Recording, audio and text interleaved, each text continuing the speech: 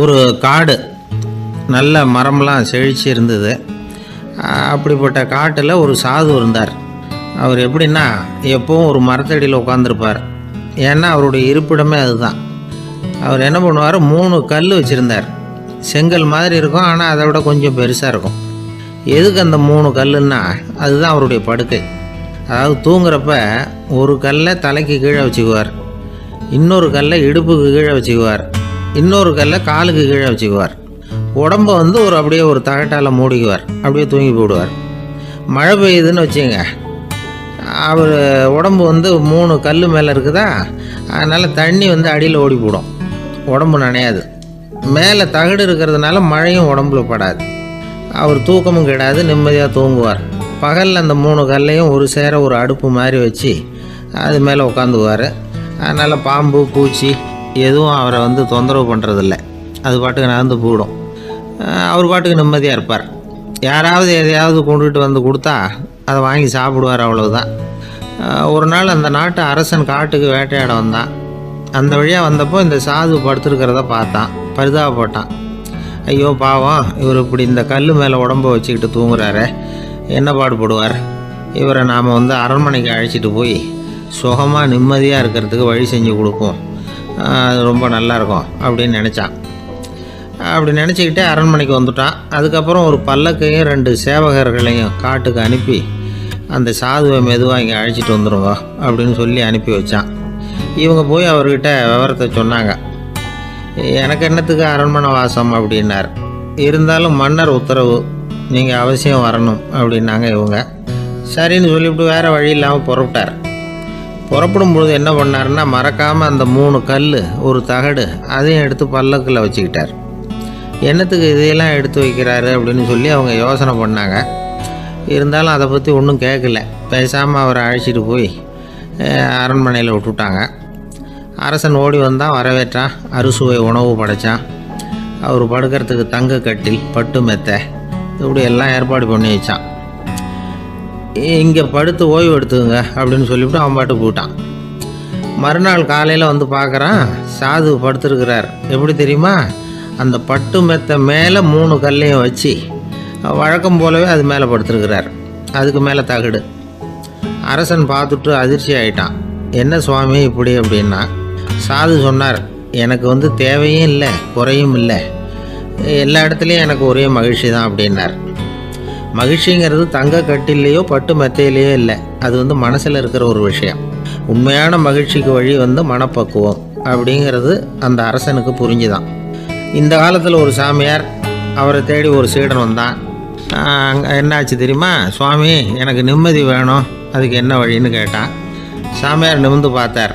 அப்புறம் சொன்னார், நீ ஏகப்பட்ட பேர்கிட்ட கடன் வாங்கியிருக்கிற, அதையெல்லாம் திருப்பி கொடுத்தா தான் உனக்கு நிம்மதி கிடைக்கும்னார். இவனுக்கு ஆச்சரியம். அது எப்படி சாமி, அவ்வளவு கரெக்டாக நான் கடன் வாங்கினதை கண்டுபிடிச்சிங்க அப்படின்னா. உனக்கு கடன் கொடுத்து சாமியாராக போனதே நான் தான்ப்பா, அதனால தான் இந்த கதிக்கு வந்தேன். என்கிட்டயே நிம்மதிக்கு வழி கேட்குறிய, அதுதான்டா வேதனை அப்படின்னாராம் அவர். ஒரு வயசான பாட்டியும் தாத்தாவும் ஒரு பூங்காவில் உட்காந்து பேசிக்கிட்டு இருக்கிறாங்க. அவங்களுக்கு கல்யாணம் ஆகி 53 வருஷம் ஆச்சு. பிள்ளைங்கள்லாம் படித்து பெரிய பெரிய வேலையில் இருக்கிறாங்க. பேரன் பேத்திகளும் நல்ல நிலைமையில் இருக்கிறாங்க. இந்த தாத்தாவும் பாட்டியும் சிரித்து பேசிக்கிட்டு இருந்ததை ஒரு பெரியவர் பார்த்தார். அவருக்கு ஆச்சரியமாக இருந்தது. இந்த வயசுலேயும் இவ்வளவு அந்யோன்யமாக இவங்க பேசிக்கிட்டு இருக்கிறாங்களே அப்படின்னு நினச்சார். சரி நேரிலேயே கேட்டுருவோமே அப்படின்னு நினச்சிக்கிட்டு கிட்ட போனார். உங்கள் மன வாழ்க்கையின் வெற்றிக்கான ரகசியம் என்ன அப்படின்னு கேட்டார். இதை கேட்டதும் அந்த தாத்தா சிரிச்சுக்கிட்டே பாட்டியை பார்த்தாராம். அதுக்கப்புறம் சொன்னாராம், நான் இந்த அம்மாவை கல்யாணம் பண்ணிக்கிட்டதுக்கும் எங்களுடைய இல்வாழ்க்கை இவ்வளவு நாளாக பலம் குறையாமல் மகிழ்ச்சியாக இருக்கிறதுக்கும் காரணம் ஒன்று தான். அது என்ன காரணம்னா, எங்களுக்கு இடையில பொதுவாக நிறைய குறைகள் உண்டு, அதுதான் காரணம் அப்படின்னாராம். அவர் சொல்கிறது சரிதான் அப்படிங்கிறது மாதிரியே அந்த பாட்டியும் அவரை நிமிர்ந்து பார்த்தாங்களாம். இந்த பெரியவர் மறுபடியும் அந்த பாட்டியை பார்த்து அதே கேள்வியை கேட்டிருக்கார். உங்களுடைய நீண்டகால மன வாழ்க்கைக்கு கிடைச்ச வெற்றி எதனாலேன்னு சொல்ல முடியுமா அப்படின்னு கேட்டாராம். அவங்களும் சிரிச்சுக்கிட்டே பதில் சொன்னாங்களாம்.